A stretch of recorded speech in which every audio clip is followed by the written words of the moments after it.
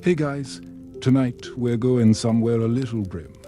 But don't worry, you're already doomed. You stand at the threshold of the samurai stronghold, a place that hums with the low, patient menace of old wood and older expectations. The gate looms above you, its heavy timbers bristling with iron studs that look suspiciously like they've seen better days, and perhaps a few unfortunate foreheads. A guard lifts a lantern to your face, and in that flickering glow, you get your first reluctant taste of the life you thought you wanted.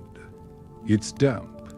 It smells of stale sweat and congealed broth. You've barely stepped inside, and already, you suspect you should have picked something simpler like medieval dentistry. So, before you get comfortable, take a moment to like the video and subscribe, but only if you genuinely enjoy what I do here. Go ahead. I'll wait while you wonder if this is really the dream you are hoping for. If you have a moment, comment below with where you're watching from and what time it is. I promise, wherever you are, it smells nicer than here. Now, dim the lights, maybe turn on a fan for that soft background hum, and let's ease into tonight's journey together. You shuffle forward, toes catching on the uneven threshold. Your feet instantly chilled by a floor that seems to be made of polished stone and unspoken judgments. A line of other hopefuls, some looking far more prepared than you, stand at polite intervals, each holding the same blank expression you're trying to master. The silence is thick enough to chew, which is good because you're not sure when you'll next eat. Your first step into the courtyard feels like stepping onto a stage where everyone knows their lines but you.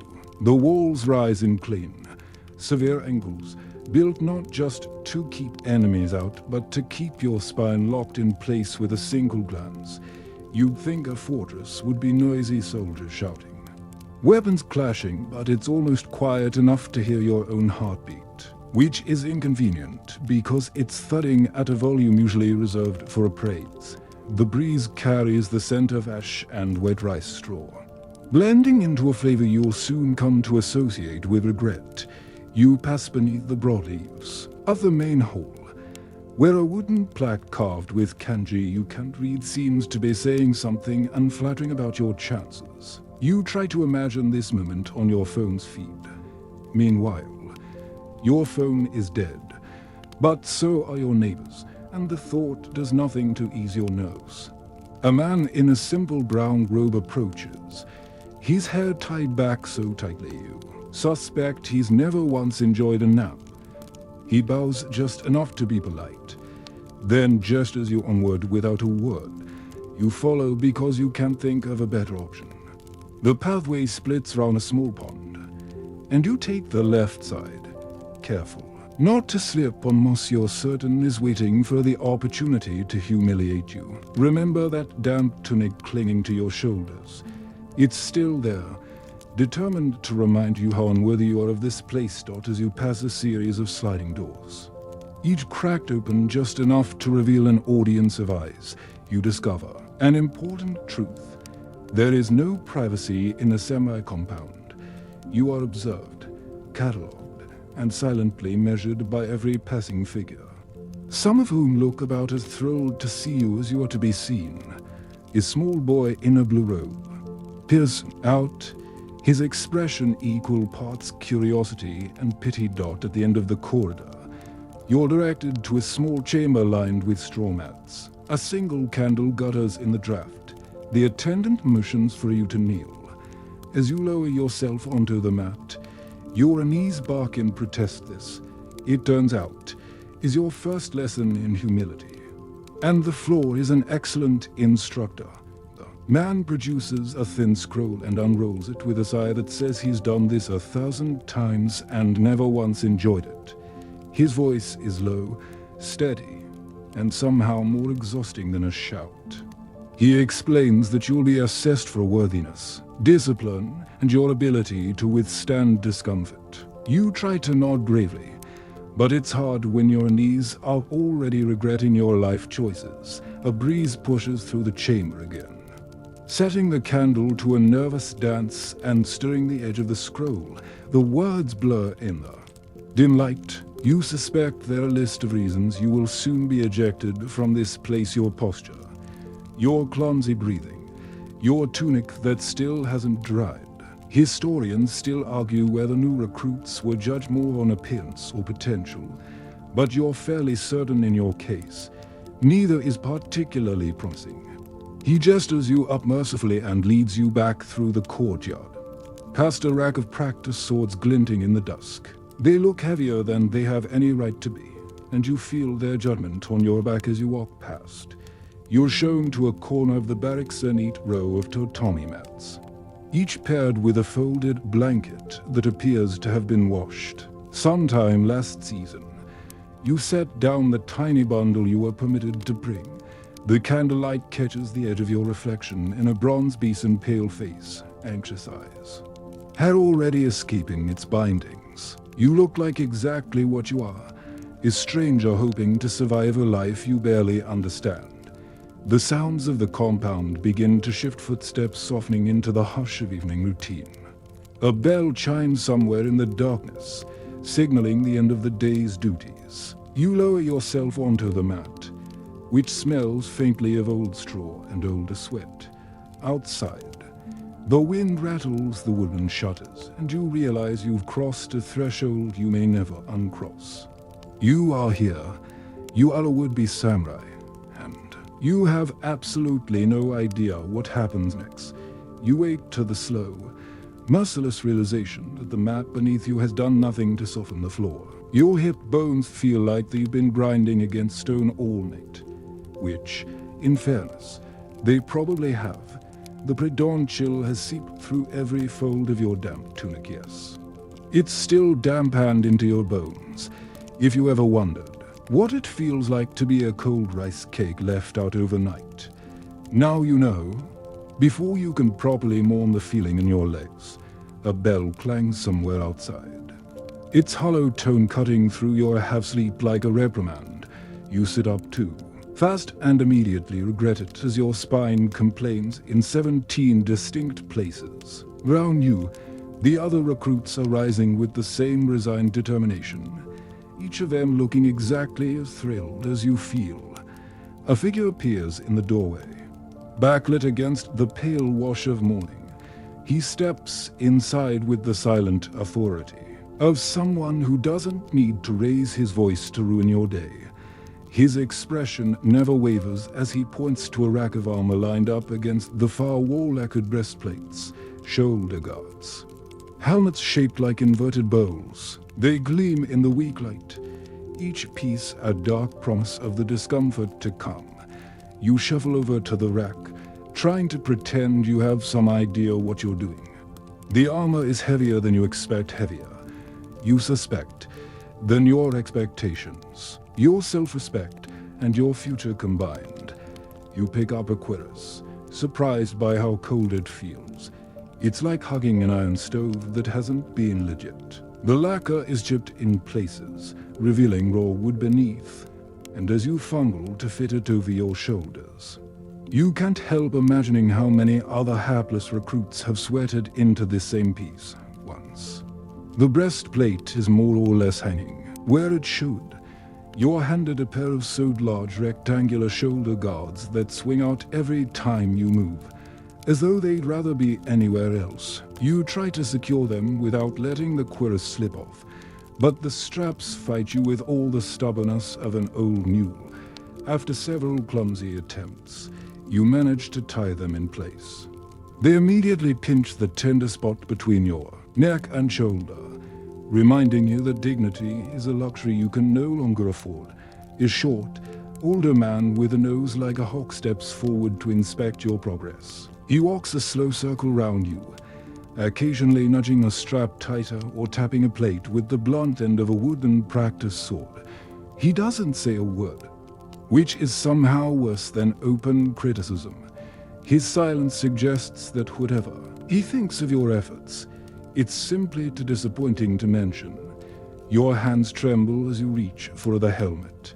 It's a kabuto, lacquered black, the inside lined with a thin layer of cloth that does little to cushion its weight. You settle it over your head and it promptly slides forward to rest on the bridge of your nose. You try to adjust it, but every movement sends the shoulder guards knocking into your ears. Remember that damp tunic you never managed to dry. It's now plastered to your back in a clammy. Unholy partnership with your new iron shell. You glimpse yourself in a small bronze mirror propped against the wall. The reflection is as unflattering as you feared, your face framed by the broad sweep of the helmet, your eyes wide and unprepared. Historians still argue whether the intimidating design of samurai armor was meant more to frighten enemies or to conceal the terror of the wearer. In your case, it's definitely the latter. The older man finally grunts, a sound that could mean anything from acceptable to I'm too tired to care. He gestures you toward the doorway, where the other recruits have formed a loose line. You shuffle into place, metal plates creaking in protest, and wait. The courtyard looks different in daylight. Pale mist hangs over the packed turf, softening the edges of the buildings somewhere beyond the walls. A rooster announces a new day you already suspect will be worse than the last, as the line begins. To move, you feel the armor shift and settle, each piece finding a fresh way to dig into your ribs. Every step is accompanied by the dull clatter of plates knocking together, an accidental symphony of regret. You cross the yard to a raised platform where an older samurai stands waiting, his own armor polished to a mere sheen.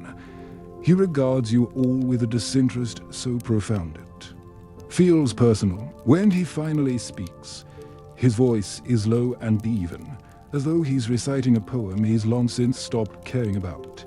He explains that today you'll learn to stand, to kneel, and to bow without dropping your armor onto the floor, your dignity onto the dirt. You might have hoped for something more exciting, like sword drills or maybe a polite breakfast. Instead, you're instructed to spread out across the yard and watch as he demonstrates the correct posture. His movements are slow, precise, every joint bending at exactly the right angle. You try to follow along, but the weight of your cuirass drags your shoulders down, and the helmet keeps trying to escape down your forehead. Your first attempt to kneel ends in a graceless slump that jars every vertebra. The ground is cold, the armor colder, and your pride non-existent as you struggle to stand again. Your legs tremble under the burden. One of your fellow recruits manages to sink gracefully onto the mat. Earning an approving nod from the instructor, you try to mimic him, but your knees choose that moment to remind you they were not consulted about this arrangement. You spend the next hour practicing the same motions over and over. Stand, kneel, bow, rise. By the 10th repetition, your thighs burn so badly you can't imagine how you'll ever walk again. By the 20th, you stop caring if you look ridiculous. You cling to the thought that somewhere, someone is lying on a modern mattress, scrolling their phone in blessed ignorance. Meanwhile, your phone is dead, but so are your neighbors. The sun climbs higher, burning off the last of the mist and leaving you exposed under a cloudless sky. Sweat gathers beneath your armor, trickling down your spine to soak the hem of your tunic. You remember how you once thought this life would be noble, heroic. Even in truth, it's mostly a study in how quickly you can lose circulation in your extremities. A bell sounds to signal the end of training. You straighten as best you can, each joint protesting in a chorus of creaks. The instructor dismisses you with a wave, his expression unchanged. You shuffle back across the yard, your armor now feeling like an old friend who insists on hugging you to hard dot in the barracks. You peel the armor off piece by piece, each layer releasing a new puff of stale. Your shoulders feel raw, your back slick with sweat. You set the helmet down and look at it, wondering if you'll ever feel worthy of wearing it. You sink onto the mat and close your eyes, your whole body pulsing with fatigue. For a moment, you let yourself imagine you're back home, where the heaviest thing you had to lift was your own ambition. But you're here now. You are a would-be samurai. And your armor weighs as much as your regret. You wake with a start. The dream of soft sheets and your old life slipping away like smoke. The light creeping through the thin shutters is grey and unkind, catching every wrinkle in your rumpled tunic, yes. It's still damp in places, and yes, you've stopped hoping it will ever be otherwise. You roll your shoulders, feeling the phantom pressure of yesterday's armor, as if it's decided to haunt you in your sleep. Outside, the familiar bell tolls its hollow summons, and you shuffle to your feet, limbs stiff and reluctant. Today is the day you learn that even the simple act of greeting someone can become an elaborate ordeal, especially when you can barely keep your balance. A thin reed mat has been unrolled across the courtyard, a ceremonial path that seems designed to magnify every clumsy misstep you're about to make. You line up with the other recruits, each of you clutching your own awkward mixture of dread and determination. A senior attendant appears, dressed in muted robes that suggest he has never once known joy. He clears his throat and begins to instruct you on the subtleties of bowing, how far to incline your head, when to lower your gaze, which angle your spine should form, and precisely how to fold your hands so you don't look like a bewildered chicken. He demonstrates the first bow, a slow, fluid motion that somehow manages to look graceful even as it requires every muscle to be perfectly controlled. You try to follow, but the instant you begin to lean forward, your balance wobbles. Your foot slides an inch to the left on the packed turf, just enough to make you feel as though the entire world has tilted. You catch yourself, but not before your arms flail out in a silent plea for help. No one helps you. No one even blinks. Your second attempt is marginally better, only a single shoulder jerks out of alignment. The instructor says nothing, merely sighs in a way that implies your existence is a mild inconvenience. You feel your ears heating as you return to standing. Painfully aware that every set of eyes is cataloging your ineptitude, you long for your old life, where greeting someone rarely resulted in public humiliation and sore thighs. Historians still argue whether these rituals were truly meant to instill respect or just to weed out those to stew. Born to quit, you're beginning to suspect the latter. You practice again and again, your spine stiffening each time you sense the instructor's scrutiny drifting your way. By the 20th repetition, your knees are humming with pain, and your back feels like it's been twisted by a vindictive potter between drills. You steal glances round the courtyard. A pair of older samurai watch from a shaded veranda, their faces expressionless. One of them sips tea, lifting the cup with a precision that suggests he's never once spilled a drop. Meanwhile, you can't manage to bow without feeling like your bones are about to stage a mutiny. When you're finally allowed a short break, you shuffle over to a water basin and cup your hands beneath the trickling spout. The water is cold, enough to make your fingers ache, but you splash it over your face anyway, grateful for the brief clarity it brings. You glance at your reflection in the rippling surface-tired eyes, hair clinging damply to your forehead, a mouth set in the determined line of someone who has no idea why they're still trying. A soft breeze stirs the courtyard, carrying with it the smell of fresh tatami and boiled barley.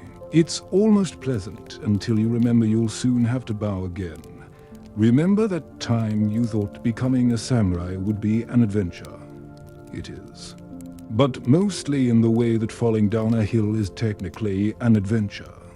When training resumes, you're led to a long veranda that overlooks a small ornamental garden. Here, you'll practice sitting in Caesar the formal kneeling posture and performing a series of bows to imaginary dignitary. Is who, in your case, are probably grateful they don't have to watch in person. You lower yourself into position, feeling every joint creak in protest. The mat beneath your knees is then offering all the comfort of a polite rejection. Your feet tuck under you, the tops pressed flat against the reed flooring. At first, it doesn't seem so bad. But after a single minute, you feel the circulation. Abandon your legs with the finality of a departing ship.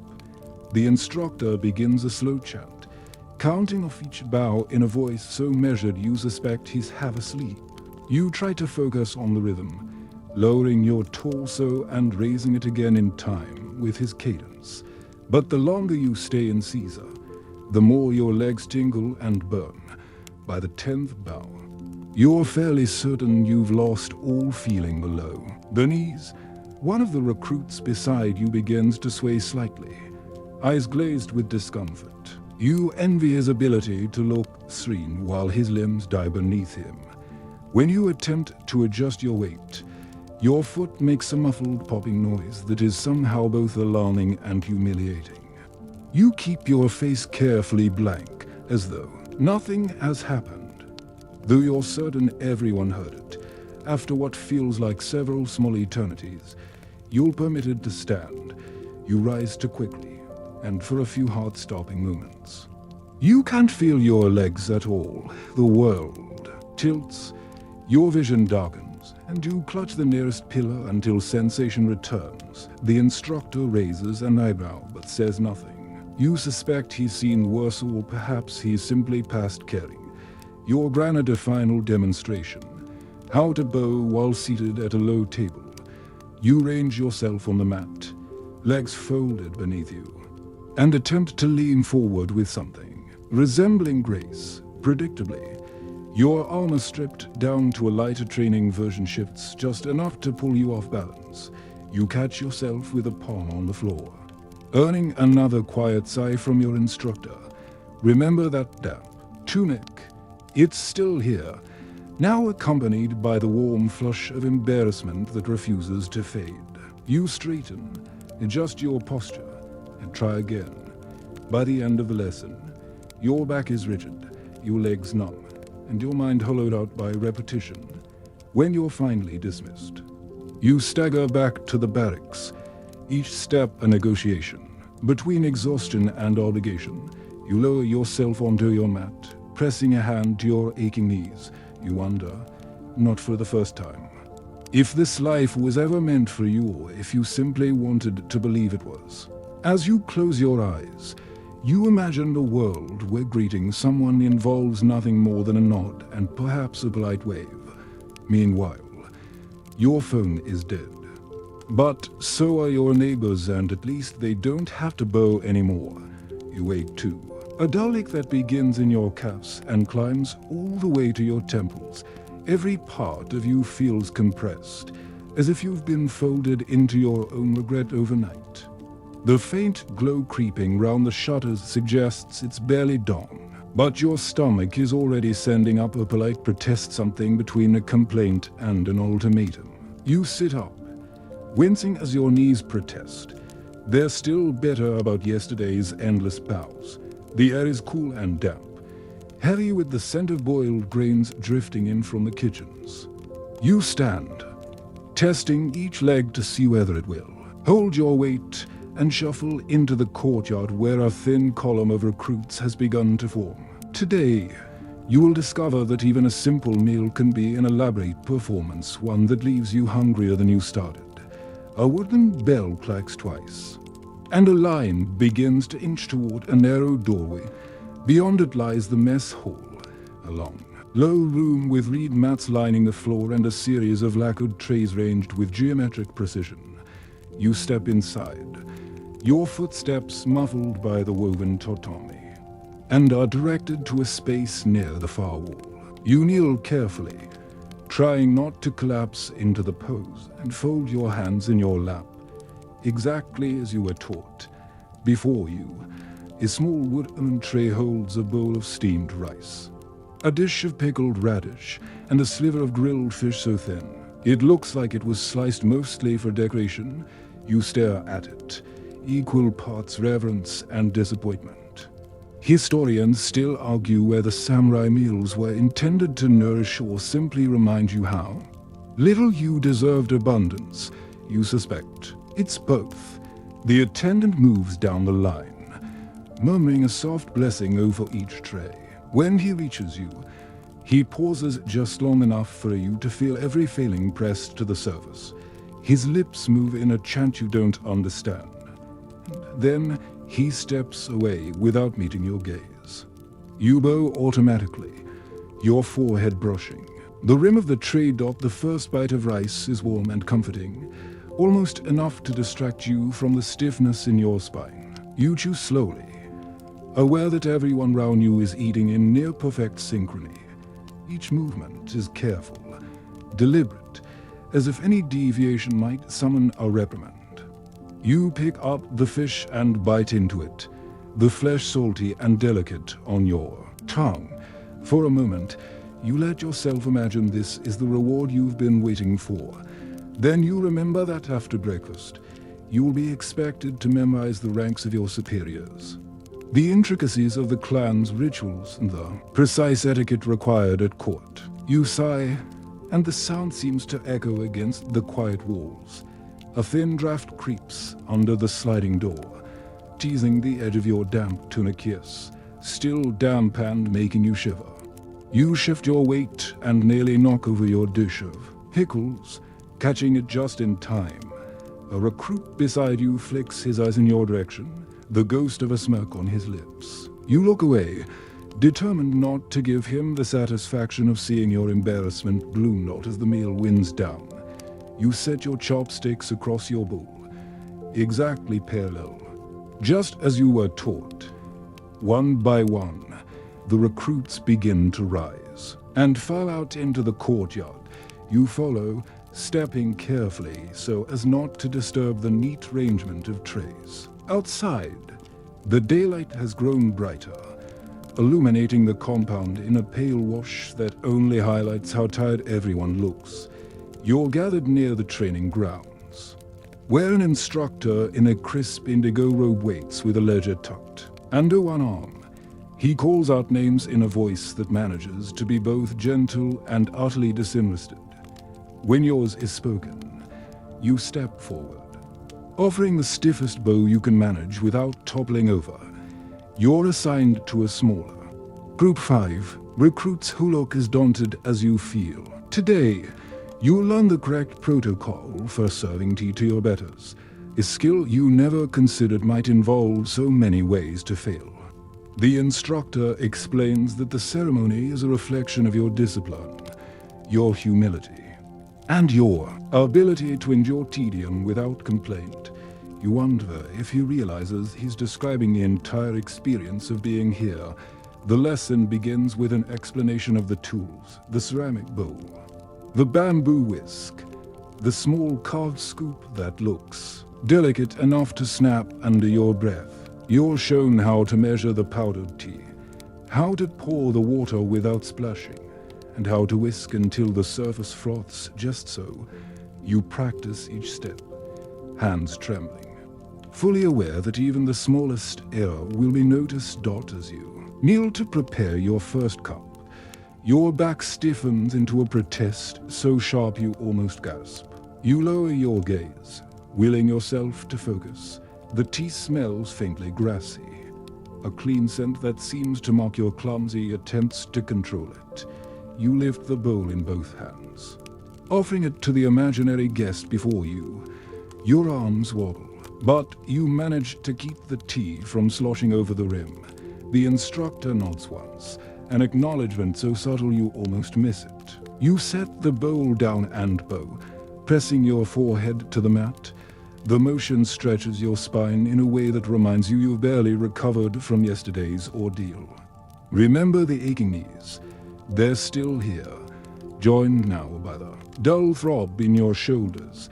A light breeze stirs the courtyard as you switch places with the next recruit. The air smells of wood smoke and fresh straw, and for a moment you allow yourself to imagine you're anywhere else, perhaps back home, scrolling through recipes you'd never cook, while your phone hums gently beside you.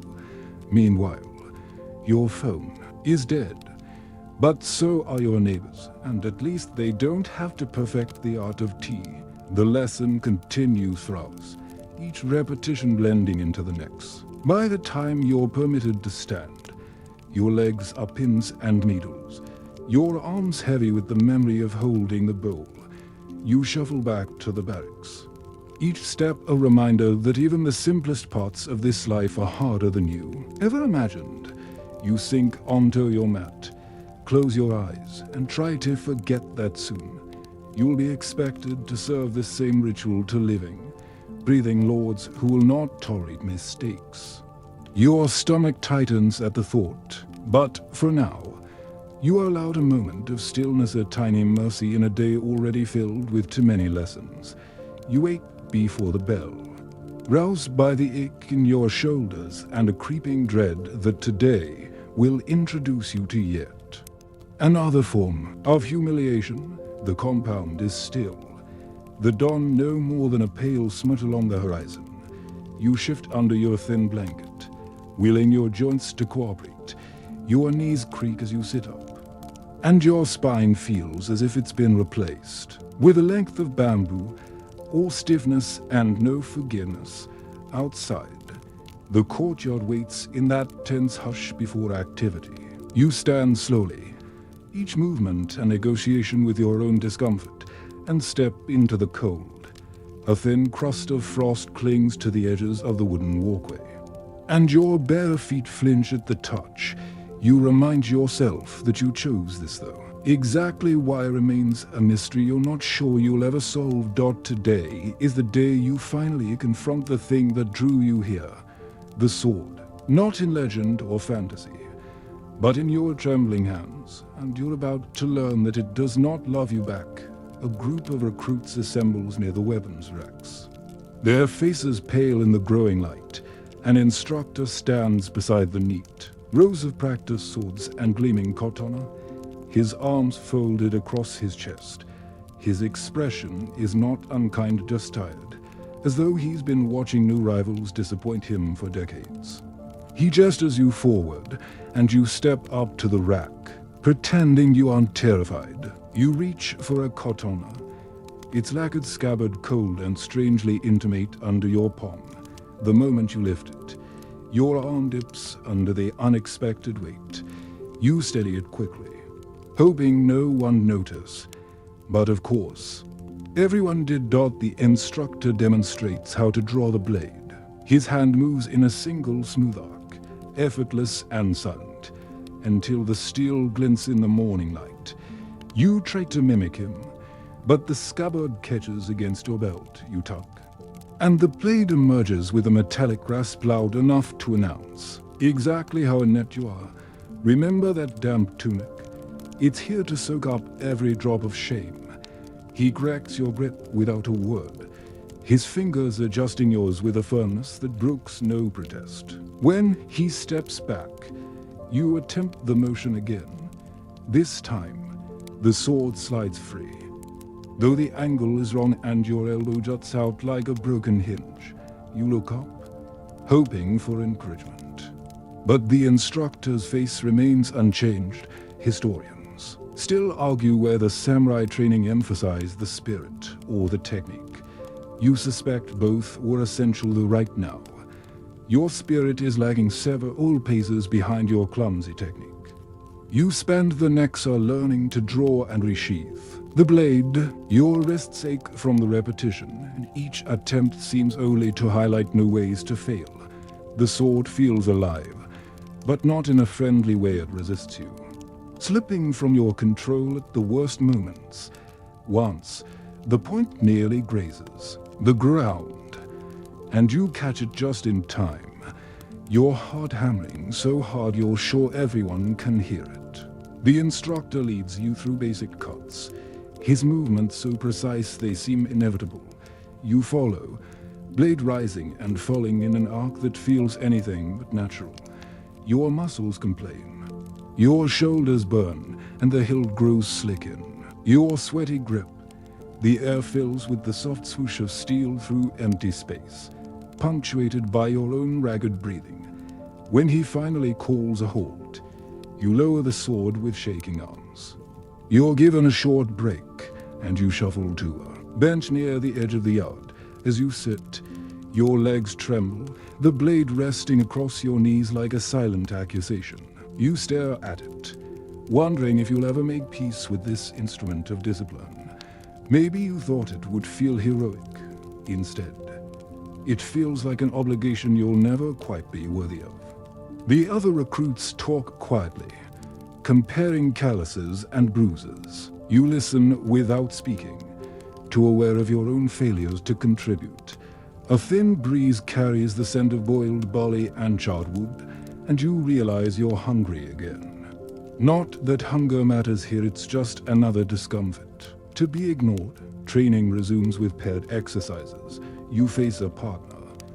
A tall boy whose expression is as wary as yours. The instructor explains the drill. One of you attacks, the other deflects. Simple in theory, excruciating in practice. You take your stance, knees bent, sword held low. When your partner swings, you step aside and try to guide the blade away. The first time, your movements are too slow, and the wooden practice sword taps your hip with a dull thud. The instructor doesn't react, but the lesson is clear. You are not quick enough, not precise enough. Not yet. You switch roles and raise your weapon, feeling the weight settle into your palm. You swing cautious and certain, and your partner blocks easily. You repeat the motion again and again. Each attempt a little smoother, a little less. Tentative, the instructor corrects your posture, tapping your shoulder when it drifts too high, nudging your feet into place. His patience is not infinite, but it's steady, and for that, you're grateful. By the time the sun stands overhead, your arms are noodles, your back a single knot of pain. You lower your sword and bow to your partner, who bows in return. Both of you too tired to pretend you aren't relieved this is over. Remember your old life, where the heaviest thing you lifted was a bag of rice. Meanwhile, your phone is dead, but so are your neighbors, and at least they didn't have to spar before breakfast. You return your katana to the rack with reverence born of exhaustion. It gleams in the afternoon light, indifferent to your struggles. You wonder if it ever felt natural for anyone, or if even the greatest warriors started exactly where you are, trembling, awkward, and short as you limp back to the barracks. The wind picks up, stirring your hair across your forehead. The compound feels enormous, every corner promising a fresh challenge you're not ready for. You sink onto your mat, muscles quivering, and rest your hands in your lap for now. That will have to be enough. You close your eyes and take a long, slow breath, hoping the ache in your arms will fade before tomorrow. It won't, but you're here. And the sword, for all its silent contempt, is still waiting. You wait to a chorus of muted groans as the other recruits begin to stir. Your shoulders are locked into a stubborn ache, and your arms feel as if they've been replaced by sacks of damp rice. When you finally coax your legs to straighten, an arm prickling spreads from your ankles to your knees, a familiar reminder that no part of you escapes these lessons unsaved. The morning light filters in through the walled shutters, painting stripes across the tatami. You rub the sleep from your eyes, and for the briefest moment, you pretend you're anywhere else, back home, perhaps, where mornings began with the soft glow of your phone screen. Not the cold certainty that today will introduce you to yet another ordeal. Meanwhile, your phone is dead, but so are your neighbors. Neither of you can escape what comes next. A bell sounds, crisp and final, and you join the slow procession across the yard. Today, you'll face something no sword can prepare you for: the communal bath. You thought this might be a small reprieve, a chance to soak your weary limbs and rinse off the grime of your failures. You were wrong. The bathhouse sits on the far edge of the compound, a low building of dark cedar planks that exhale the mingled sense of steam and mildew. As you slip through the doorway, the air hits you thick, humid, nearly tropical. You're struck by the realization that your skin will never feel truly dry again. If your damp tunic were here, it would weep in solidarity. Inside, benches line the walls beside shallow tubs. A wooden bucket waits in front of each station, brimming with hot water that steams in the chill morning air. The other recruits begin to disrobe with the weary efficiency of men resigned to embarrassment. You follow suit, peeling away layers of sweat-stiffened cloth, feeling the warmth of the room cling to your exposed skin. Historians still argue whether samurai bathing rituals were truly about hygiene or just another method of discipline. You suspect it's both. The ritual is precise. You rinse yourself first with ladles of scalding water, scrubbing with rough cloth until your skin tingles. Then, only after you're thoroughly cleansed, are you allowed to lower yourself into the bath itself, a sunken wooden tub large enough to hold half a dozen recruits at once.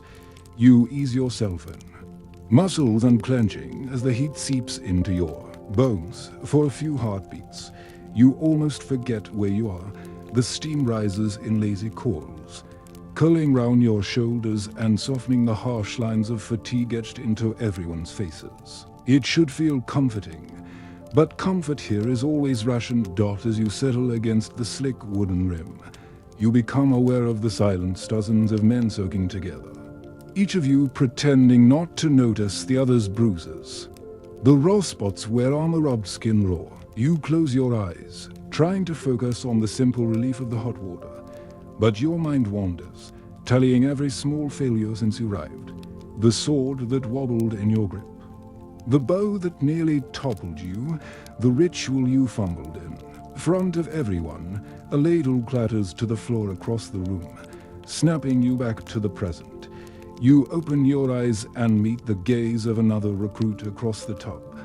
For an instant, you share something wordless and understanding that none of you belong here.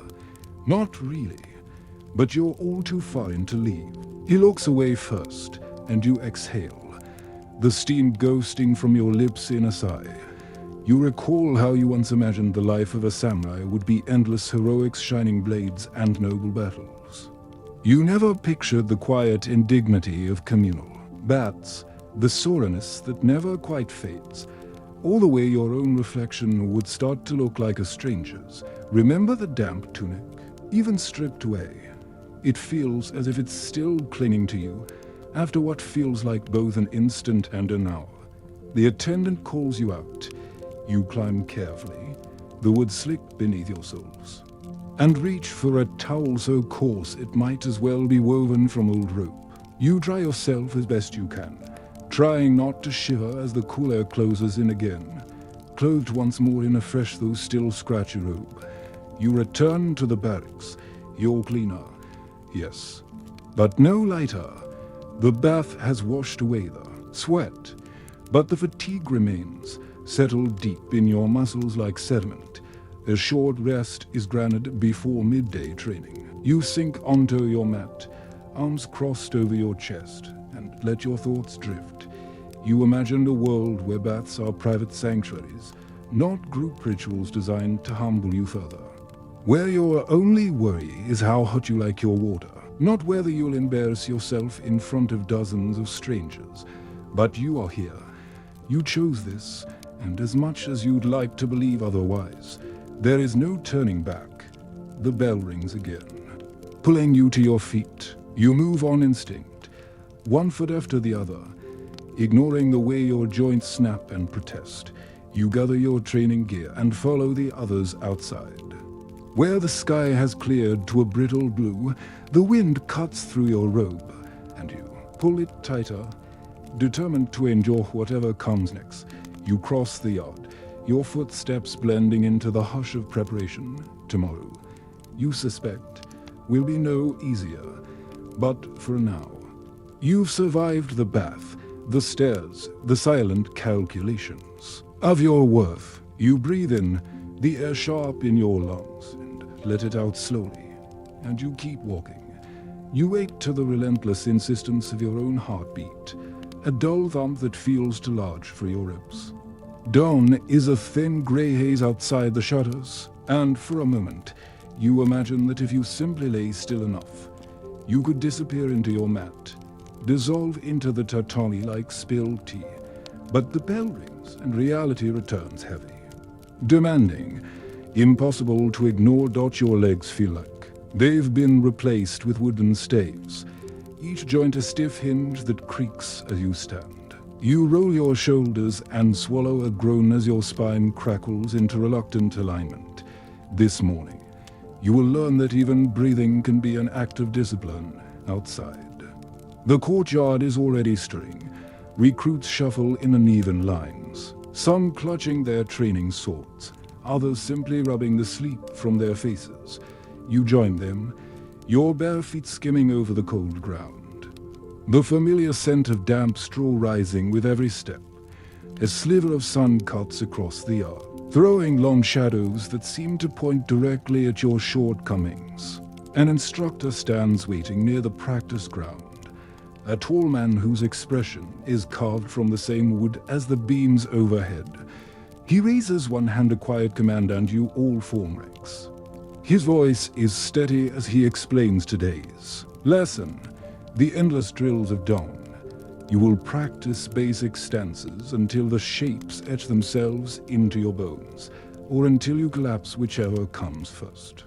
You take your place on the packed turf, feet shoulder width apart, knees bent, just enough to feel like they might buckle.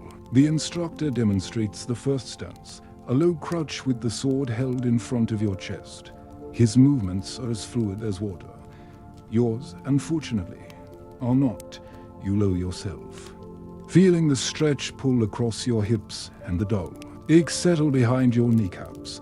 You hold the position as long as you can before your thighs begin to tremble. The instructor says nothing, but the flick of his gaze across your form is enough to make you straighten and try again.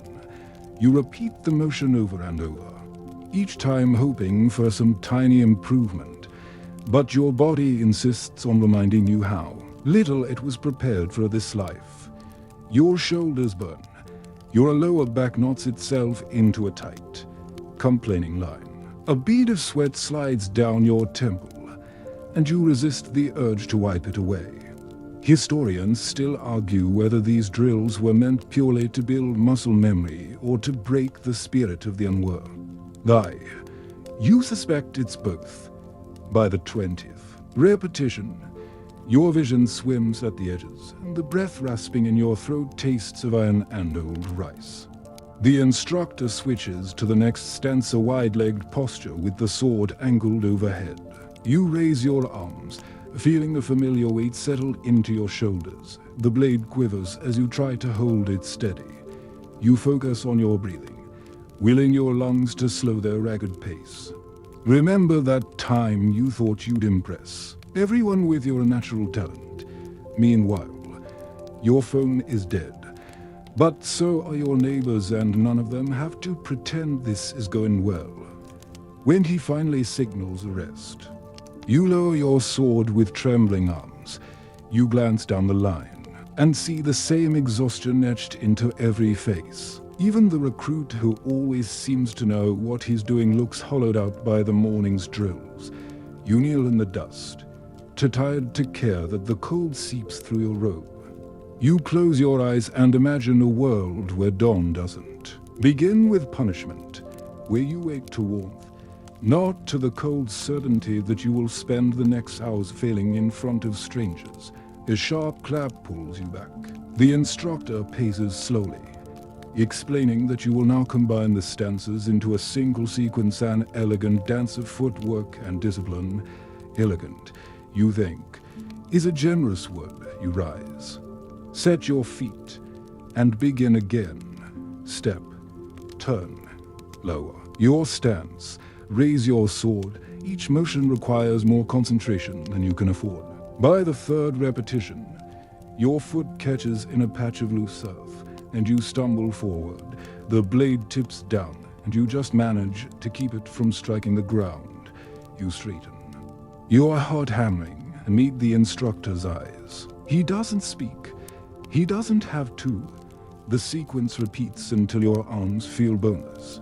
Your breath comes in short gasps, each one a quiet admission of defeat. Remember the bath that left you feeling briefly clean and restored. That moment is as distant as the life you left behind. At last, you're dismissed for a short break. You sink onto a bench beneath the eaves, pressing the sword flat across your thighs. A breeze sweeps the yard, lifting the damp hair from your forehead. You watch dust swirl in slow spirals and wonder how many mornings you will spend like this, trapped between the hope of improvement and the certainty of your own shortcomings. You imagine your old bed, the soft weight of blankets, the glow of your phone charging on the nightstand. Meanwhile, your phone is dead, but so are your neighbors, and neither of you has any illusions left. The bell sounds again, a hollow note that seems to echo inside your chest. You rise because there is no other option. You take your place on the training ground because this is the life you chose, or at least the life you convinced yourself you could endure. As you lift your sword one more time, your arms quiver, the blade wavers in the light, and still, you breathe, willing your body to remember the shapes, the steps, the impossible discipline of becoming something you are not, and you begin again. You wake in a haze of half-formed dreams, something about a dinner you never finished and a sword you never mastered. Your limbs refuse to cooperate as you try to sit up, as if your body has at last decided to unionize against you. The dawn light leaking round the shutters feels cruel. A reminder that rest here is never more than a temporary reprieve. You push yourself upright, wincing as your spine clicks into place. The mat creaks under your weight. You press your palms to your thighs, breathing in slowly, and tell yourself that today will be no worse than yesterday. But you already know that's a lie. The bell rings a flat, hollow sound that drags you the rest of the way into consciousness. You rise, collecting the thin belt that holds your robe closed, and step into the corridor. Cold air creeps under the eaves, brushing against your ankles. You shiver, not just from the chill, but from the certainty that you will never again feel truly warm here. Today, you've been summoned to the daemio's court. The thought knots your stomach so thoroughly that you forget, for a moment, the soreness in your legs. You are told that an audience is both an honor and a test. Judging by the faces of the recruits round you, no one is sure which weighs heavier. You follow the line of men across the courtyard, your footsteps muffled on the damp earth. The sky overhead is pale and cloudless, the kind of indifferent blue that seems to promise nothing at more hours of entrance. You pass under a carved wooden gate, the beams stained dark with generations of smoke and rain. As you step over the threshold, the world seems to hush itself inside. The air smells of incense and old cedar. You remove your sandals and set them precisely beside the others, conscious that even a crooked shoe can invite censure. A steward in a rust-red robe gestures for you to kneel. You obey, folding yourself onto a reed mat with all the grace you can muster, which isn't much, remember. That time you nearly toppled during drills. You suspect the floor here would be even less forgiving. The chamber is large but spare just a low daze at the far end, where the daimyo sits like the final word in a story you don't yet understand. His robe is a cascade of indigo silk, the crest of his clan embroidered over his chest in a pattern you can't quite decipher. He does not look at you. Instead, his gaze drifts over the assembled recruits, cool and remote. You find yourself grateful for the brief anonymity. Historians still argue whether these formal audiences were intended to inspire devotion or to remind you how small you are. You have no trouble believing it's both. A steward steps forward to read a litany of names and deeds. Some of the recruits are acknowledged with a nod or a single word of approval. Others, like you, are simply passed over to new, to untested, too irrelevant to warrant notice. You try to feel relieved, But instead you feel hollow, as though you've been weighed and found to light to matter. Your knees begin to complain almost immediately, the pressure building behind your kneecaps until your breath hitches. You shift. Minutely, hoping no one notices. A moment later, a draft snakes across the floor, cool against your bare toes. The tatami smells faintly of old smoke and varnish dot at last. The steward falls silent. The daimyo lifts his eyes dark, depthless, and Vedan surveys the room. For an instant, you feel that he is looking directly at you, seeing every flaw, every unknown ambition. Then his gaze slides past, and you realize he was never really looking at you at all. The audience concludes with a quiet dismissal. You bow so low your forehead brushes the mat, grateful that no one demands you stand immediately. When you do rise, your legs have turned to water, and you have to pause to regain feeling in your feet. You shuffle back toward the entrance, careful not to meet anyone's eyes. Outside, the sky has brightened, though the wind still cuts through your robe. You walk in silence beside the other recruits, each of you pretending you aren't measuring your worth against the blank ledger of the daimyo's indifference. When you return to the training yard, the instructor is waiting with a fresh slate of drills. You wish you could pretend to be surprised. But here, fatigue is the only certainty.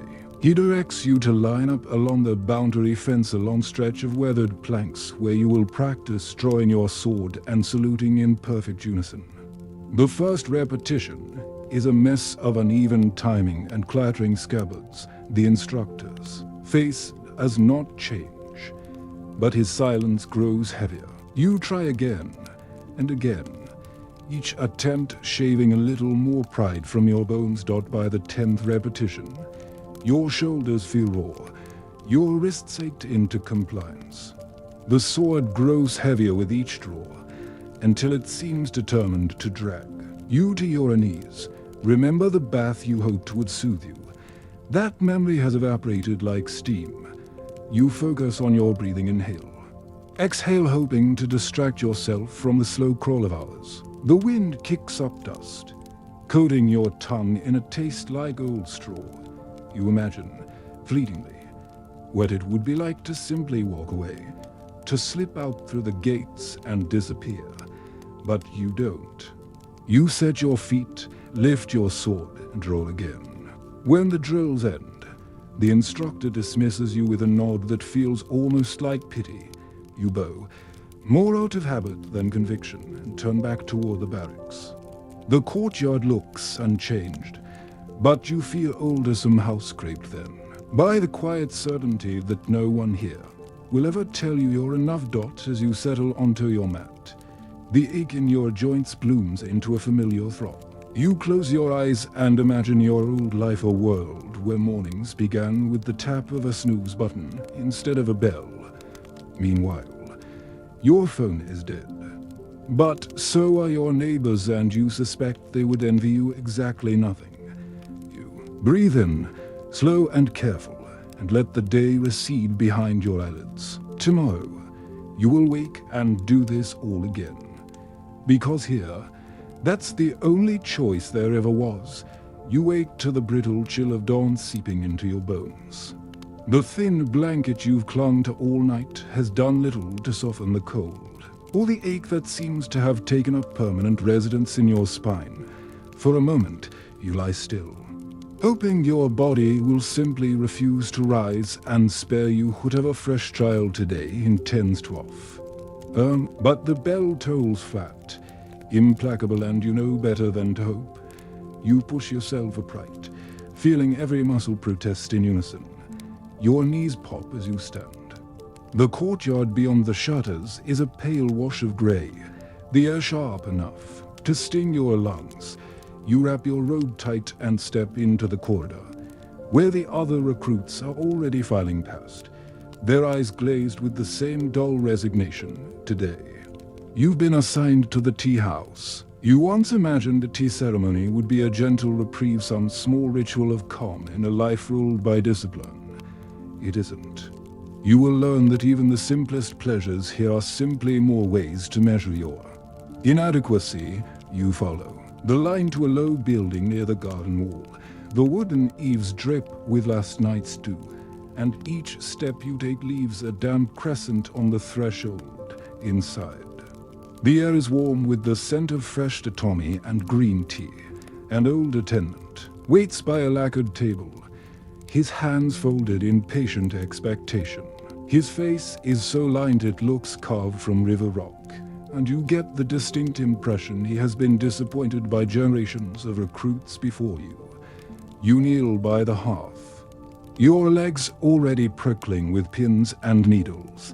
A tray is set. Before you, a ceramic bowl, a bamboo whisk, a carved scoop, and a folded cloth so fine it seems absurd to touch it.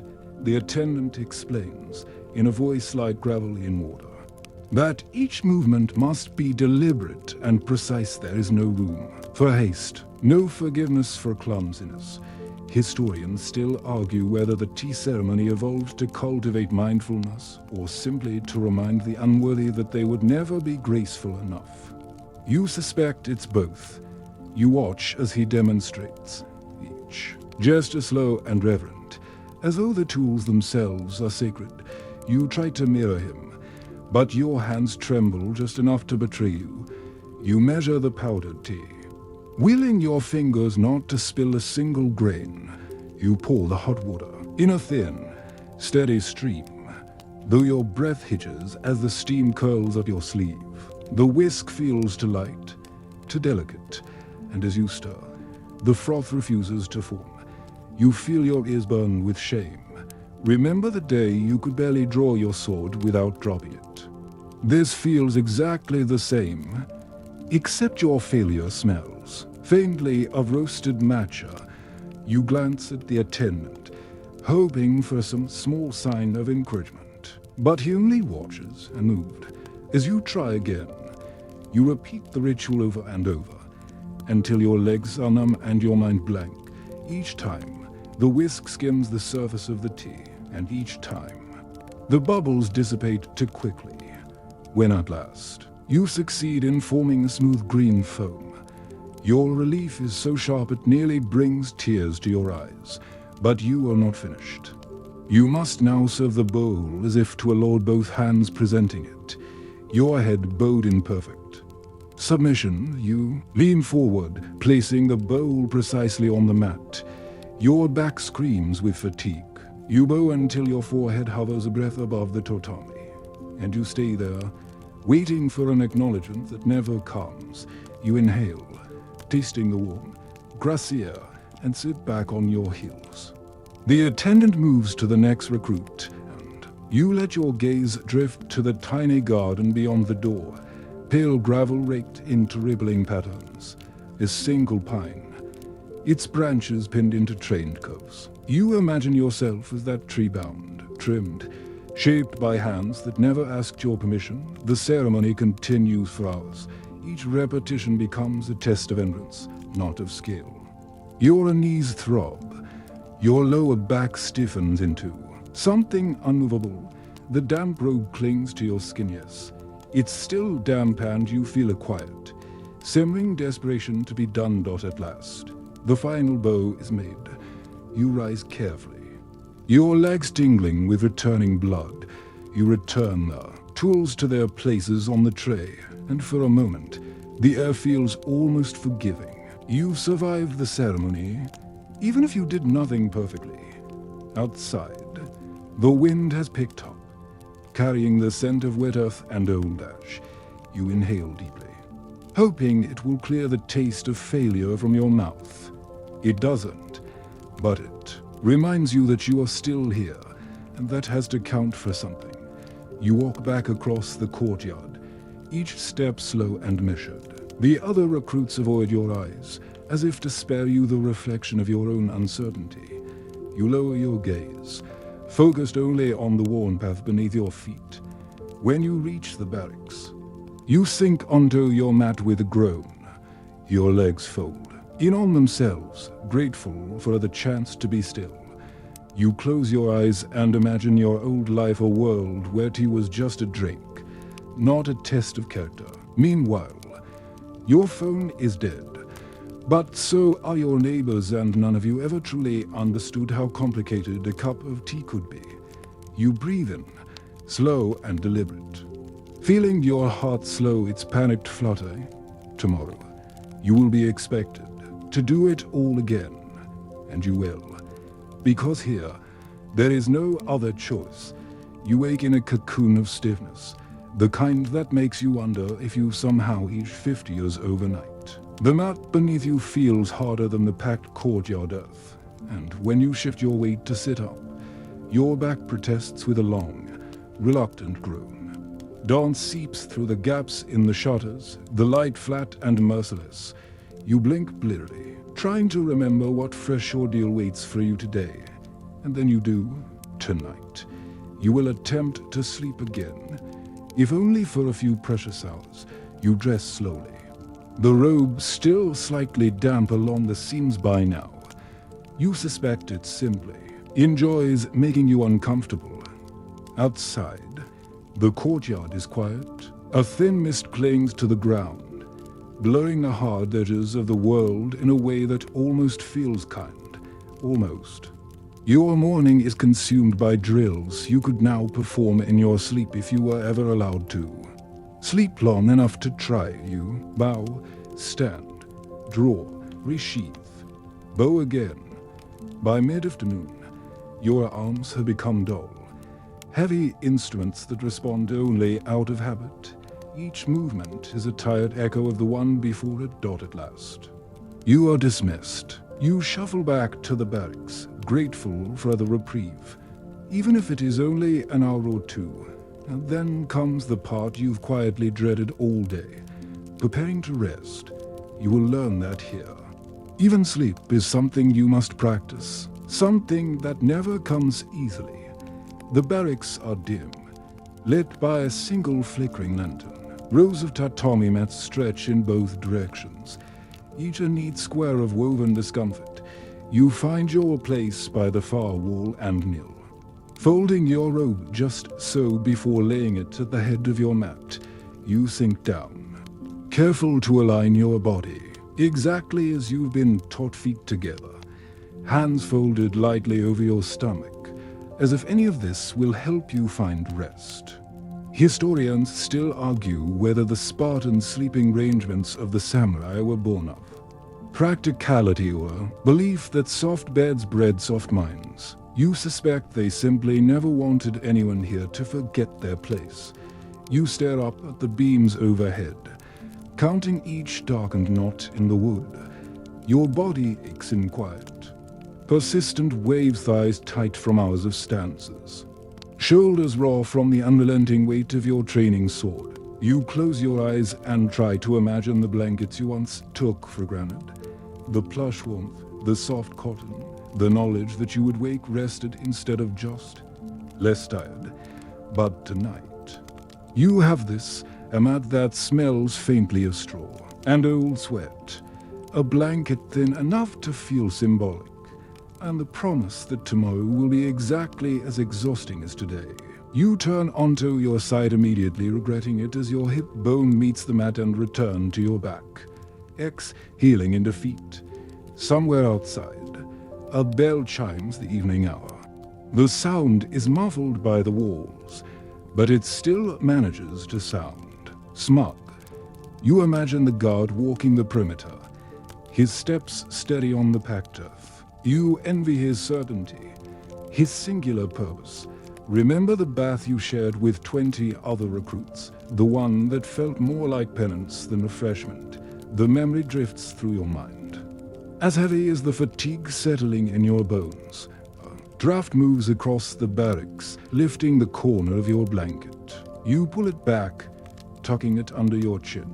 The cold finds you anyway. Your eyes sting from exhaustion, but sleep refuses to come. You lie there, hour after hour, your thoughts unraveling in slow, meandering threads. You wonder whether you've learned anything here beyond how to endure discomfort, whether any of this will ever feel worth it. whether you will wake one morning and feel proud, instead of simply resigned. You imagine your old life again, a world where sleep came easily and no one measured your worth by how quietly you could suffer. Meanwhile, your phone is dead. But so are your neighbors, and none of you ever suspected you'd miss something as simple as a pillow. Eventually, your body gives in. Your breathing evens out. Your limbs sink into the mat, and your mind slips into that shallow and easy rest you now call sleep. Tomorrow will arrive too soon, and you will rise and bow and fail and try again, because that is what is expected. Wake to the sensation of your entire body clinging stubbornly to the mat, as if it has finally decided this is where it draws the line. The lanterns have been extinguished, and the only light is the pale thread of dawn crawling under the door. For a moment, you can almost pretend you are somewhere else, somewhere warm, familiar, safe. Then the bell tolls, and the illusion dissolves. You sit up, your joints stiff as old rope. Your shoulders burn where the training sword rested yesterday, and your thighs throb in protest when you shift your weight to stand. Every movement feels deliberate, because it has to be. You have no spare energy left for carelessness. Today, you will march. Not to war, though you suspect that would almost be a relief, but simply to prove you can. You will learn that the road does not care how tired you are. Outside, the sky is a flat, indifferent gray. The recruits gather in uneasy silence, each of you burdened with a small pack filled with nothing new to carry. A coil of rope, a rice ball wrapped in oiled paper, a length of cloth that will become a makeshift bed if you're unlucky enough to need it. You sling the strap over your shoulder and try not to think about how far you'll be forced to walk. The instructor appears, flanked by two older samurai whose expressions are so neutral they might as well be masks. He explains in a tone that suggests he'd rather be anywhere else, that today's march will test your endurance and your composure. You will keep pace. You will not complain. You will not stop unless ordered to. His eyes drift over the line, and when they pass over you, you feel yourself shrink a little. Historians still argue whether these patrols were practical exercises or quiet punishments. You suspect no one much cares anymore. The gates creak open, and you file out in pairs. The road beyond the compound is little more than a packed trail, flanked by low dry grass and the occasional stunted pine. As you walk, the landscape unfolds. In drab repetitions, brown earth, gray sky, the backs of the men ahead of you, the wind slides across your face, carrying the scent of old smoke and something vaguely metallic. Within the first hour, your shoulders begin to ache beneath the weight of your pack. By the second, your feet have settled into a dull throb that pulses up your shins. You focus on the rhythm of your steps, trying not to look at how far the path stretches ahead. Just one more step, then another. Remember that Tommy met you cursed for its hardness. At this moment, you'd give anything to be lying there instead of trudging along this rutted road. You reach a shallow rise, and when you crest it, you see the rest of the patrol winding ahead like a dark ribbon. A moment of panic clutches your throat if you fall behind. You will be noticed. You quicken your pace, feeling the raw edges of your blisters shifting with every step. The man beside you, a broad-shouldered recruit with a perpetual frown, glances over but says nothing. In this place, there is no camaraderie, only shared obligation. You both keep your gaze fixed on the road, because looking anywhere else is too much like admitting you wish you weren't here. By midday, you stop at a small clearing where a narrow stream trickles over worn stones. You set down your pack with a groan and kneel by the water, cupping your hands to drink. The cold bites at your cracked palms, but you drink deeply, feeling the water soothe the dryness in your throat. You unwrap your rice bowl and take slow, deliberate bites. The grains stick together in a bland mass that tastes of starch and defeat. As you eat, you stare into the trees, trying to imagine a life where your biggest worry is whether you left your door locked. Meanwhile, your phone is dead. But so are your neighbors, and none of you ever thought you'd miss the simplicity of a locked door. When the break ends, you lift your pack with hands that tremble from fatigue. The march resumes. Your steps fall into the same trudging cadence. The sun breaks briefly through the clouds, casting thin shadows across the road. For a moment, you almost feel hopeful until the wind shifts, carrying a chill that cuts straight through your robe. Hours pass in a haze of exhaustion. Your feet feel swollen. Your back stiff as a board. Every time you glance up, the path still stretches ahead. Unchanged and unchanging, you begin to suspect you will never reach the end dot at last. As dusk begins to smudge the horizon, the instructor calls a halt. You sink to your knees. Too tired to care that the dirt will cling to your robes, the older samurai confer quietly, their voices low. You close your eyes, listening to the rasp of your own breathing, the steady thrum of your heartbeat. When you are told to rise again, you do so without complaint. You follow the line back toward the compound, the way somehow, feeling longer on the return. Each step is an argument between your body and your will. But you keep walking, because stopping is not an option. When you pass through the gates at last, the courtyard feels almost welcoming. You shuffle to the barracks and lower yourself onto your mat, the straw groaning under your weight. You do not bother to remove your robe. You simply lie there, every part of you too heavy to move. You close your eyes and imagine your old life a world where long walk was something you chose, not something demanded of you, where you could stop when you wanted, and no one cared how quickly you returned. Meanwhile, your phone is dead, but so are your neighbors, and none of you knew how lucky you were to walk without consequence. Sleep comes slowly, the ache in your bones sinking deeper than rest can reach. Tomorrow, you will rise again, because here there is no mercy, only the road ahead. You wake in a darkness so complete you momentarily forget where you are. Your breath hovers in the cold air above your face, and when you flex your fingers, they feel swollen and stiff. You roll onto your side only to be met with the immediate, familiar protest of your hips and shoulders.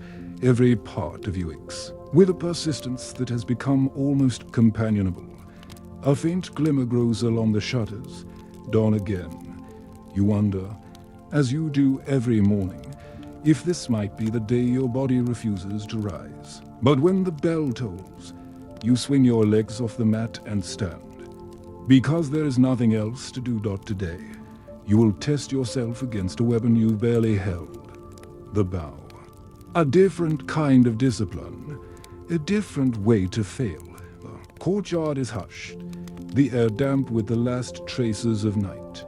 You gather with the other recruits near a low rack of bows and quivers. The instructor is already waiting, wrapped in a heavy robe against the cold. His face is impassive, his gaze drifting over you all as if he's already disappointed. He gestures you forward.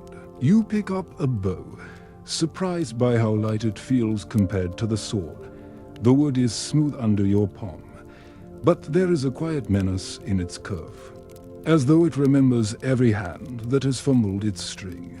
He demonstrates how to hold it, left arm straight, but relaxed, right hand drawing the string to the ear, elbow high. His movement is clean and elegant. You try to imitate it, but the moment you pull back, your shoulder flares with pain, and the string wobbles uncertainly. The first arrow clatters to the ground before you even loose it. You feel your cheeks burn. Remember when you thought the sword would be the hardest part. You'd almost welcome its familiar weight now.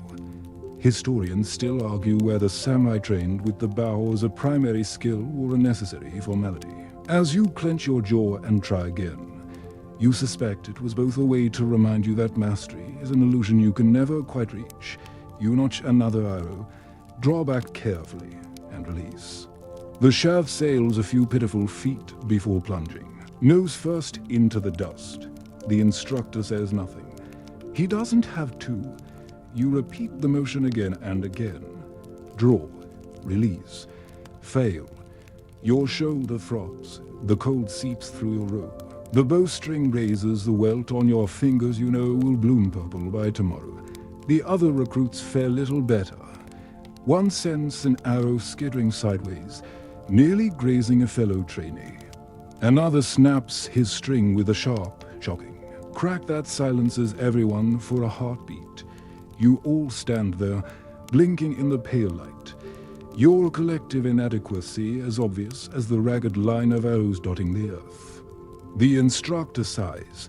He gestures for you to gather your ammunition. You stoop to retrieve the shafts, your spine singing with every motion. The ground is cold and gritty against your fingertips. When you stand again, the ache radiates from your shoulders down through your ribs, a quiet throb that settles into your bones. You break for a short rest. You sink onto a bench near the practice targets, pressing your palm to your shoulder. Air smells of damp straw and old varnish, and you let your gaze drift unfocused across the yard. You think of your old life, a world where you measured your worth by deadlines and gentle alarms instead of silent judgment. Meanwhile, your phone is dead. But so are your neighbors, and none of you ever wondered how humiliating a simple bow could be. When training resumes, the instructor shows you how to adjust your stance. He moves your elbow higher, your shoulder back, your chin level. His hands are impersonal but firm. And the faint scent of ink and ash clings to his robes. You try again. This time, when you release the string, the arrow arcs further just enough to thump into the straw target. Low and off-center but embedded. For a moment, your heart lifts. Not success exactly, but something like it. You glance at the instructor, hoping for any sign of approval. He gives a small nod so subtle you might have imagined it and turns away. You draw another arrow, aware of the new ache blooming along your back. As you set your stance, you realize that you stopped hoping this will ever get easier. That, in some quiet way, feels like progress. You spend the next hours repeating the same motions. Each time you draw, your muscles tremble, your fingers roar against the string. Each release is a small surrender to whatever remains of your strength by the end of the session. Your hands are so numb you can barely unhook the quiver. The instructor dismisses you, and you walk back to the barracks on legs that feel like hollow reeds. The sun has climbed above the compound walls, throwing sharp, clear light across the yard. Every detail seems etched in merciless clarity. The dust on your robe, the raw lines across your palms. The simple fact that you are no closer to mastery than when you began. You set the bow back on its rack with the care you might offer a sleeping snake. You bow because that is what is expected and turn away. The quiet click of wood against wood ringing louder in your ears than it should dot in the barracks. You sink onto your mat. Unable to muster the energy to range your robe neatly, you lie back, staring at the beams overhead. Remember when you thought the hardest part of this life would be the fighting. Now you know the truth. It's everything else. Your eyes slip closed, and you imagine a world where effort was enough, where trying mattered as much as succeeding. Meanwhile, your phone is dead. But so are your neighbors, and none of you knew that failure could feel so constant and so ordinary. You breathe in, feeling the raw edges of your breath catch in your chest, and let it go. Tomorrow, you will pick up the bow again, because here, there is no end to the lessons, and no mercy in the learning. You wake with your arms pinned under your own weight. The dull ache of yesterday's archery practice stretching from shoulder to wrist for a few seconds. You lie perfectly still, willing your heartbeat to slow and your thoughts to stay soft round the edges. But they never do. You are already bracing for whatever the day will demand of you. The dawn outside the shutters is pale and cold. You roll onto your back, feeling the mat creak beneath you, and press your palms to your eyes. Even in darkness, you can see the memory of the target, those ragged straw circles you never quite managed to hit. Today, you have been summoned to stand before the Sword Master. You are told this is an honor, a chance to receive direct instruction from the most skilled warrior in the compound. You suspect it is also something else, a test you are not prepared to pass. You dress carefully, adjusting your robes of the frayed. Hand does not show more than it has to. As you step into the courtyard, the air bites at your cheeks, clean and merciless. The other recruits are already gathering, their faces pinched with anticipation or dread. It's difficult to tell which. The master appears without fanfare. He is not a large man, but he carries himself with the calm weight of someone who has nothing left to prove. His robe is unadorned except for a simple crest stitched at the collar, the dark thread standing out like a quiet rebuke to every indulgence you ever took for granted. He surveys you all with a gaze that seems to peel back every layer you've used to protect yourself. When his eyes meet yours, you feel something in your chest tighten, some small, ridiculous hope that you might be recognized, or at least understood. But he looks past you without a flicker of expression. Historians still argue whether masters of this rank truly believed their apprentices would ever reach their level, or if they were simply teaching you to be less inadequate. You suspect the latter. He gestures you forward. You bow low enough that your spine hums with protest. Then step into the practice ring. A wooden sword has been laid across a small stand. You pick it up carefully. Even stripped of steel, it feels heavier than your ambition. He demonstrates the first sequence, a fluid combination of draw, cut, and recovery that looks almost effortless. You know, with the certainty of someone already tired of failing, that it will not be effortless for you. You take your stance, left foot forward, knees bent, weight centered, and begin. The first swing is too slow. The second is too shallow. The third nearly overbalances you, and you have to step back to avoid falling. The master watches without comment, but the set of his mouth seems to flatten further with every attempt. You try again and again. By the 10th repetition, your shoulders burn. By the 20th, your wrists have gone numb. The wooden blade thumps into your palm with every strike, raising a bruise you know will bloom into an ugly reminder. Remember the morning you thought simply standing in armor was the hardest thing you'd ever do? How quaint that seems now. The master finally raises a hand, and you freeze mid-motion.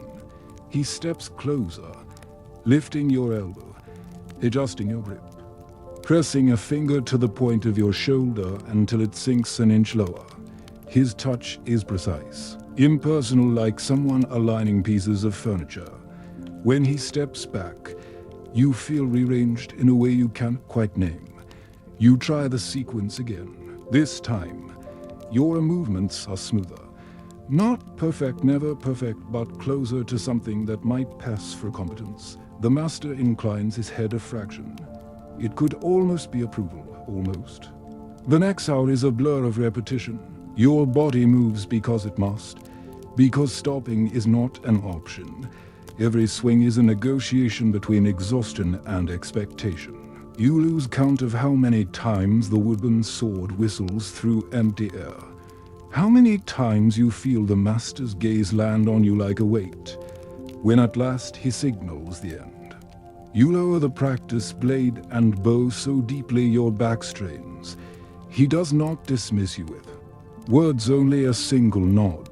You step back, your legs trembling, your breath ragged in your throat.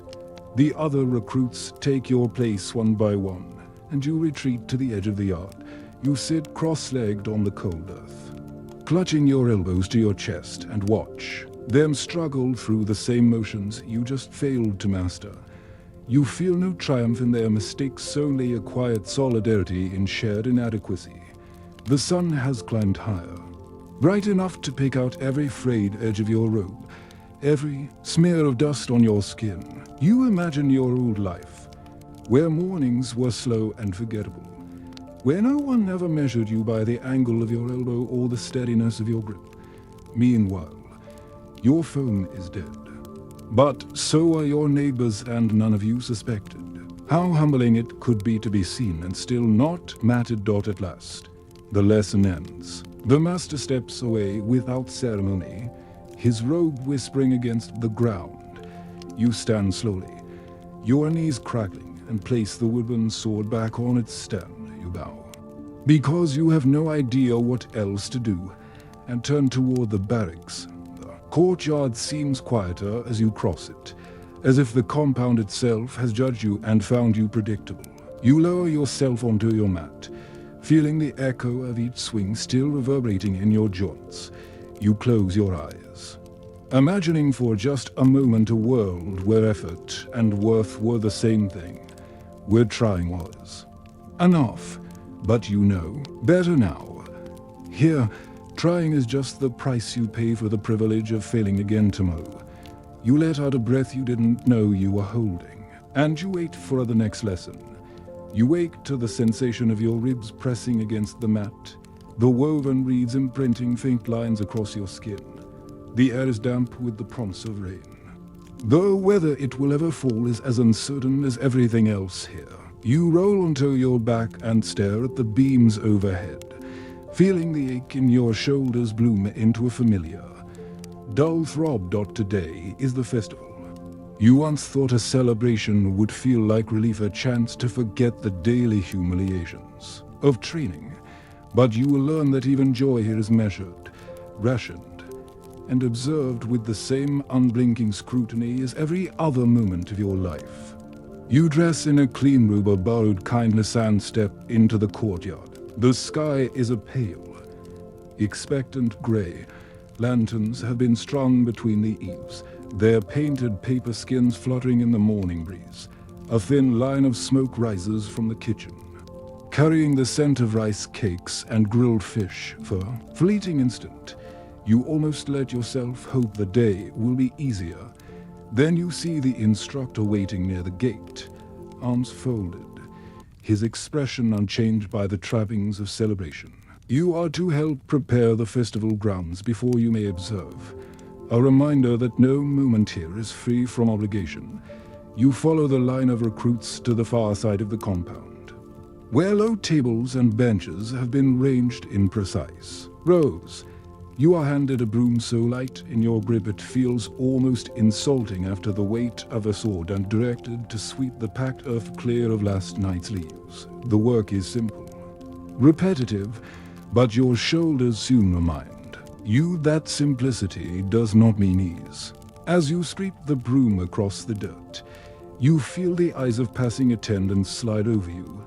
None linger, but each glance seems to tally your inadequacy all the same.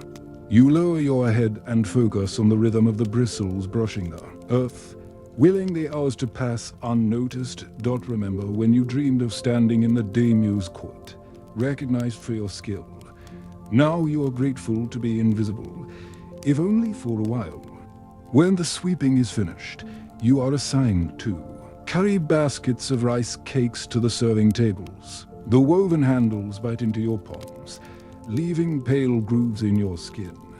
You set each basket down with careful precision, aware that even the smallest error crooked plate.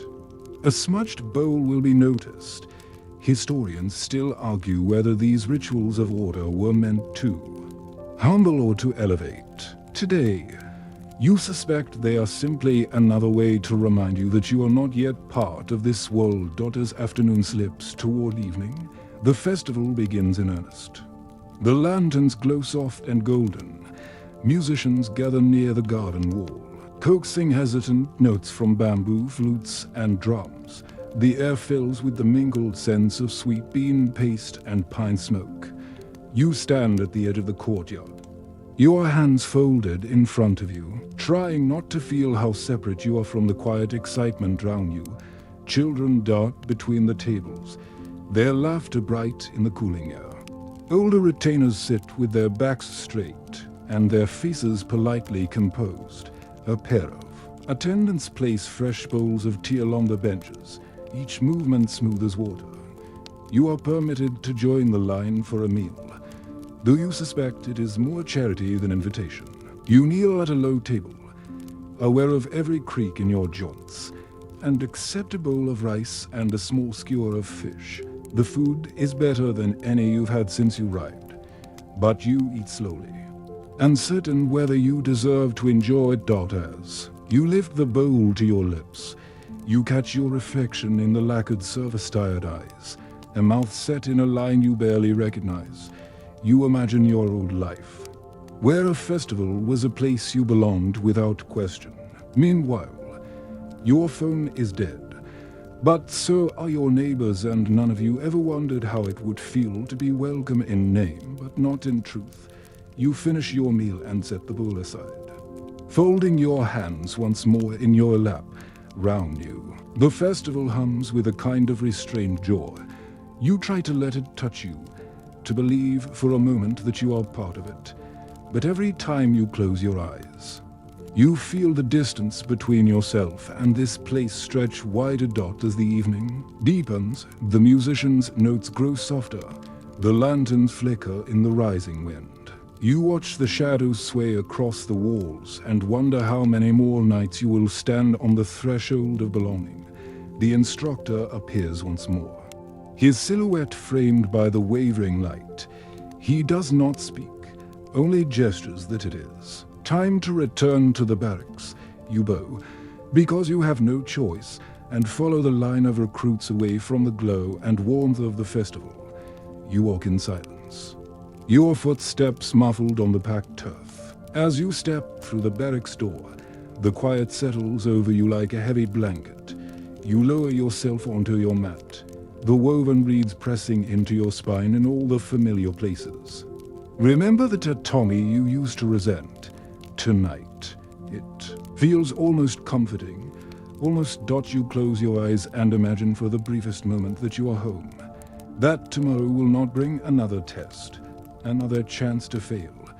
But you know better. You have learned that here, even celebration is just another lesson in endurance. You exhale, slow and careful, and let the memory of lantern fade behind your eyelids. Tomorrow, you will rise again. Because here, that is all there is. You wake to the quiet, uneasy knowledge that you have run out of illusions. The map beneath you feels like an old rival, familiar, unyielding, and ready to remind you of everything you still haven't mastered. The first breath you draw tastes of stale air and something faintly metallic. Dawn creeps round. The shutters, pale as a confession. You roll to your side, then slowly push yourself upright, feeling every inch of your body protest the movement. The ache that began your first day here has settled into a constant companion. No sharper now, just deeper. You suppose that is its own form of progress. Today, you will leave the compound's walls, not as a warrior or even a servant, but as a burden. You have been assigned to accompany a supply train as it moves along the roads that snake through the low hills. It is a simple duty: watch, carry, report, but the road will not care how tired you are. You gather your robe and your belt, looping the frayed cloth with fingers that feel clumsy from yesterday's work. Outside, the sky is washed in a thin, exhausted gray. The courtyard is already string, the recruits shuffling into ranks, each of you too tired to pretend at ceremony. An older samurai approaches, his expression fixed in the bland patience of someone who has seen too many hopeful faces turn hollow.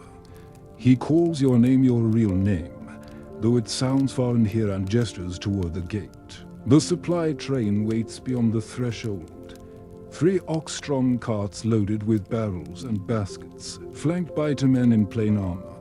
You step outside, feeling the air shift. For the first time in weeks, you are standing beyond the walls you have come to resent and rely on in equal measure. The road stretches ahead, a line of pale dirt that disappears into the low hills.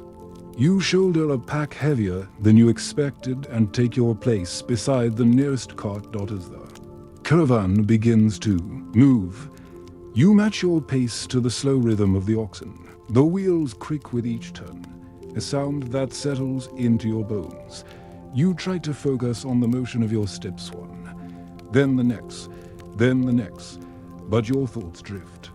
Remember the morning you imagined yourself as a hero, sword gleaming, eyes fixed on some noble horizon. Now you are here, watching the road unspool under your feet, carrying bundles of rice and dried fish as though your worth has always been measured in what you can bear. The hours stretch in slow increments. The landscape changes so gradually you almost miss it fields giving way to scrub to low pines, pines to a scatter of rocky outcrops. The wind picks up as the sun lifts higher, flattening your robe against your legs. Each gust carries the scent of old smoke and the faint tang of iron.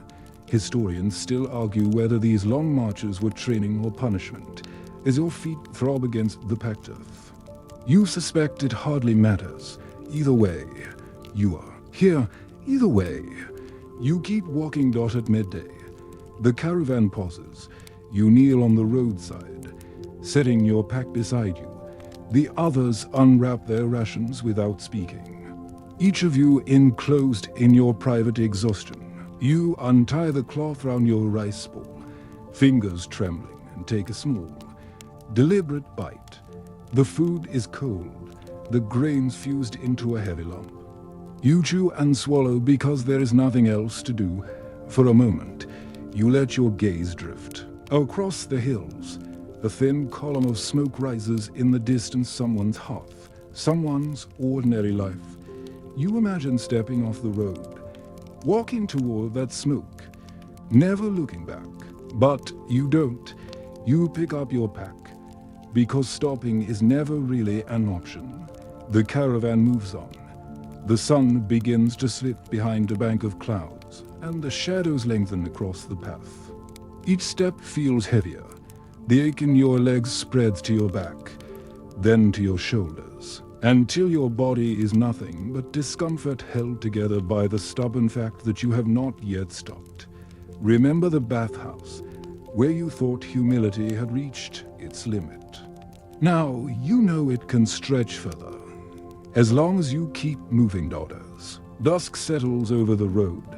You round a bend and see the compound's walls rising out of the gloom. A thin relief unfurls in your chest. You have come back, not victorious, not changed, but simply returned. Perhaps that is enough. The gates open. You file inside, boots scuffing over the threshold. No one congratulates you. No one needs to. You are expected to endure, nothing more.